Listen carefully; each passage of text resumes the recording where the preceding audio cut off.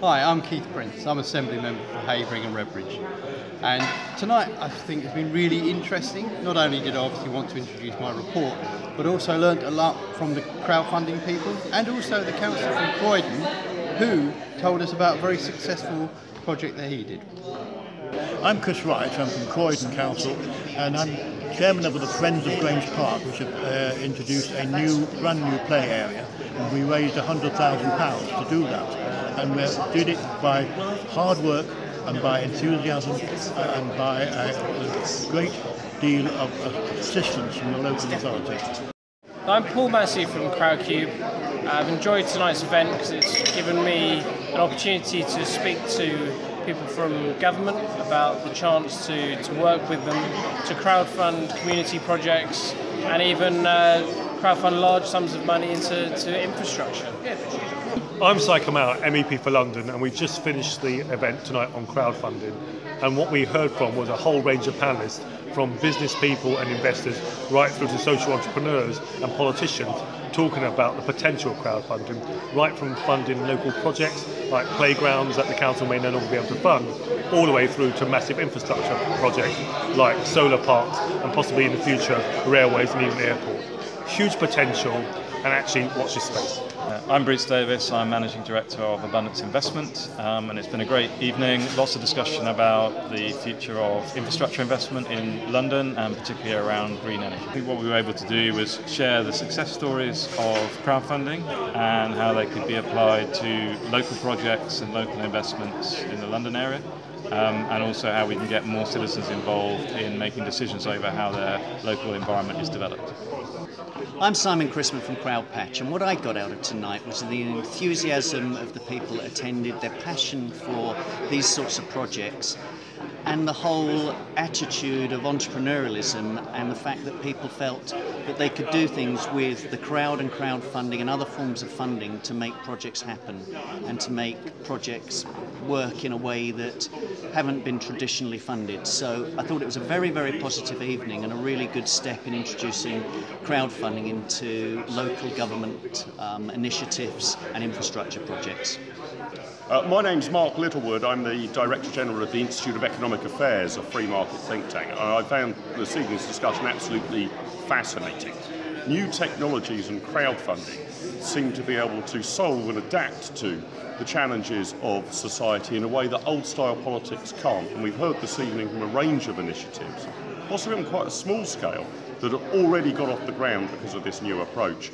And we've started to tease out how this could completely change the way we look at our local communities and our politics in future. So watch this space. I think this could be extremely exciting and really change the world we live in and how we approach it.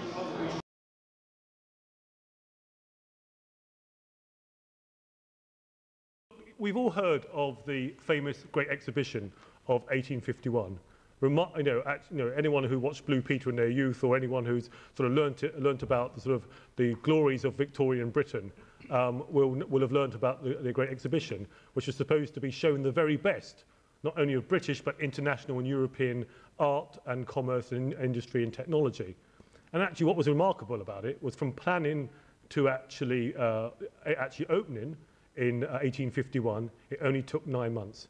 So it's considered one of those great historical achievements of Great Britain. But what people don't realise is that it nearly didn't happen. Actually, just before, just as the planning was going on, they realised actually that they didn't have any money or sufficient money available. Here is this visionary project, and people were saying, hold on a minute, we've got this great idea to open this great exhibition, but actually we don't have the money. What are we going to do? And a new idea was needed. And what they decided to do was to appeal to the people of the country directly, in quotes, to rest the success of the proposed exhibition entirely upon public liberality. So the Great Exhibition would go on effectively to be one of the very early projects of crowdfunding. Now, when you think about it, with today's tight budgets, I see many councillors in this room and GLA members, and at all levels of government, they are under pressure. They're under, the public purse is under pressure. There's also all sorts of competing demands on taxpayers' money. And so sometimes, even though you may want to champion a particular project locally, or there may be a demand for a project locally, actually it can be very difficult to find the money. And that's why I believe that crowdfunding could be, and I say could be, I think we've always got to be careful here. I'm sure the panelists will talk about this. We've always got to be careful to pretend that anything is a panacea or sort of one-size-fits-all solutions for all problems. Let's move to charity. There are lots of questions being raised about charity these days. There are some fantastic organisations out there, but there's also increased cynicism and criticism of some of the large NGOs. People are concerned about transparency, they're concerned about the reports of well-paid CEOs, and sadly in some cases they're concerned of some of these organisations are no longer charities but have become campaign organisations. I remember I used to give a donation to one particular charity and I got an email from it one month and I actually saw that 7 out of the 8 items on how it had spent my money that month were all about campaigns. It wasn't actually about helping people on the ground. So people actually also want to be more hands-on. I know lots of people who say to me, I would like to give more money to charity, but actually I just don't know who to give to. And I'm not sure where that money is going to go. And people want to see projects, not only internationally, they might want to see some of the projects in their local community. Actually, when you think about it, using the power of the crowd could transform our society. And what helps is the internet. When I think of one of the projects that I'm very fond of, many of you will know or have heard of Cllr, the project that allows people to lend in chunks of $25 to entrepreneurs in developing countries. In fact, those of you who are Conservative Party members here tonight, and I'm going to try to avoid being partisan, but those of you who are Conservative Party members might want to know that on Cllr you can set up lending teams, and the Conservative Party lending team up to now has lent $90,000 to entrepreneurs in developing countries. If you want to join, let me know, I'll send you the link, because wouldn't it be great actually if we double the numbers almost every year. And actually in many ways this is the potential for the future. The internet has transformed that Victorian model of collecting subscriptions by hand. Think about Kickstarter, raising $2.5 billion, financing over 110,000 creative projects. Think about experiment.com, funding scientific research projects. I see Tim Barnes in a room who also runs a technology and science crowdfunding site. And of course I talked about Cllr, but Cllr has so far made over $880 million of small loans to entrepreneurs in developing countries. So it's all very well me talking about this, but what am I doing? Why am I interested? Well, I've spoken about Cllr, but actually there are some fantastic organisations out there. I'm working with Simon here from Crowdpatch. That we've originally met to talk about actually how we could use crowdfunding for small charity projects. But also we got into all sorts of different projects, such as crowdfunding 3D printers for schools to encourage the next generation of entrepreneurs and technology right in our schools. And one of the projects that I'm very proud to be supporting is a project of the Pearly Youth, the Pearly Youth Project. The Pearly Youth Project, do you want to stand up and tell everyone that you're here? Well, they're too shy. There they are. Give them a round of applause.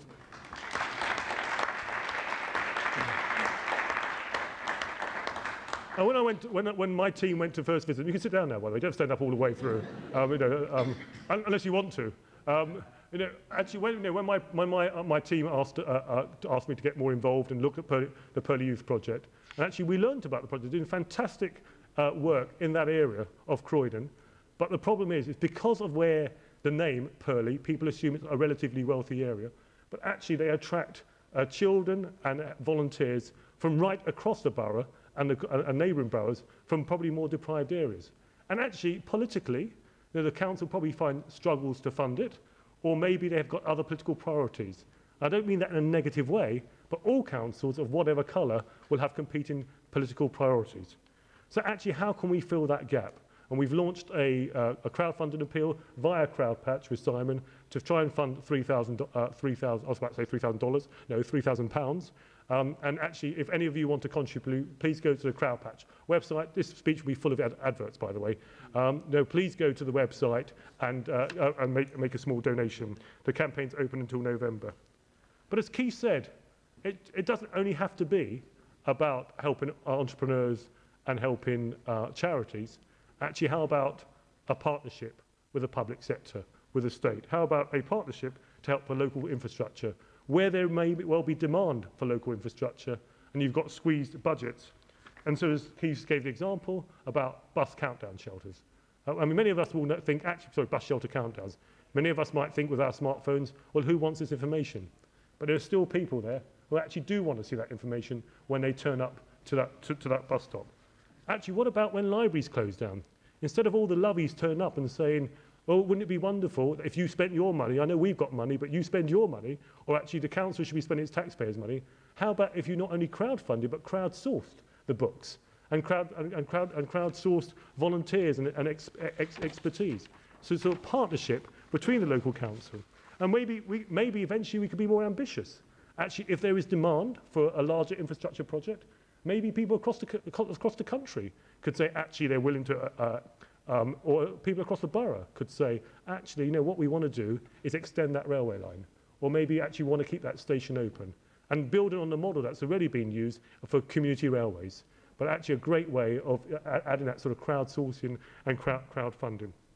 The problem is for infrastructure, no platforms exist. So we need something better for that infrastructure. But people are already using crowdfunding models, and you're going to hear from some of our panelists today. Redbridge wants to renovate a park, but shorter funds. So Keith told me they're turning to crowdfunding. People back projects if they care, or if enough of them care and can guarantee it can happen. We're going to hear about the Grange Park project in Coulsdon, an outdated playground, and a local group was formed, the Friends of Grange Park, and arranged £100,000 to develop a fully inclusive playground. They crowdfunded, they got a BIFA award, and they got a National Lottery award as well. But actually it showed that enough people in the community were interested and motivated to actually make this project a reality. So why is this good for everyone involved? Well, actually, because it's great for people. The great exhibition organisers saw this as democracy or liberality in action. And when people are directly involved in prioritising, government gets more accountable. Through small contributions, citizens can send a clear message, actually, this is what we really care about. All too often, many pressure groups, we all face this as politicians, say they have the support. And will come to you and say, everyone locally wants this. But actually, where is the proof? Actually, this is a way for local citizens who really want something to happen to show that there is enough support. It's great for councils, it's great for people across the political spectrum. And actually, one of the things that we've got to realise, those of us who are politicians in this room, sometimes we underestimate our role. Many times we overestimate our role, if we're honest about it. But actually, sometimes we underestimate our role. Let's not forget, having that phrase councillor in front of your name, or having those initials MEP for another 2 years after my name, actually gives me a platform. It gives me a platform on which I can promote projects right across London. It also, we forget as politicians, we are quite often at the centre of many networks. We meet many different people. People come to us for help, or people ask us for help, or actually we can go to many people and open doors. We should be using those networks to help some of these projects via the crowds. We can knock on doors, we can ask the citizens what their priorities are. In some ways, you've got sort of real-time constituents' budget priorities. And then we can also say where the council is short of money, or the authority is short of money, maybe we can partnership fund, or maybe we can match fund. So I want to see projects that actually may not necessarily need to rely on grants, where there are no grants in the future. This could fill the gap. There are millions of projects, small projects, tackling real problems. One of the great things about my job being the MEP for London and going right across London is when I work particularly with local councillors and go and see projects in the heart of their community. Some fantastic projects. I see Alex LeVay here when we had Fight for Peace, helping young kids. That wasn't us fighting each other, by the way. We saw a project that takes young kids that maybe have sort of dropped out of school or facing social problems. It uses boxing to give them discipline, give them and move them back into education. We have a fantastic project on the Roehampton estate called Regenerate, takes former gang members, drug dealers, using their sort of inherent entrepreneurship. Instead of dealing drugs, they're now dealing sandwiches. I don't know what's in the sandwiches, but I've heard they're pretty good. And everyone has a smile on their face afterwards. But actually the fantastic thing from the T-shirt was from dope dealer to hope dealer. There are wonderful projects right across London, right across this country, right in the heart of the community, but they don't have the budgets, they don't have the well-paid CEOs, they don't have the press officers, they don't have the advertising budgets of some of the bigger projects, but actually they're getting much more much more results for every pound spent. So how do we allow these projects to have a voice using the power of the internet, but actually letting thousands and thousands of charities and projects in our communities reach out across the world, across London, to ask for funding? So let's wrap this up. In 1850, I've got Mark Littlewood here from the Institute of Economic Affairs, that great classical liberal think tank. So as a sort of tribute to classical liberalism, I apologise for those of you on the other side of the political spectrum, or including in my own party. In 1850, the great liberal economist Frederick Bastiat marvelled at the Great Exhibition's funding model, and he wrote, "Our adversaries consider that an activity which is neither aided by supplies nor regulated by government is an activity destroyed. We think just the contrary. Their faith is in the legislature, not in mankind. Ours is in mankind." London's population will hit 9 million by 2020 and 10 million by 2030. Just imagine if we could harness the power of that crowd. Just imagine if we could bring people together from all backgrounds. Just imagine if we could bring people of all beliefs together to work as a community for the common good. And just imagine if we could bring many people together from all different walks of life to make great ideas happen together. Thank you very much.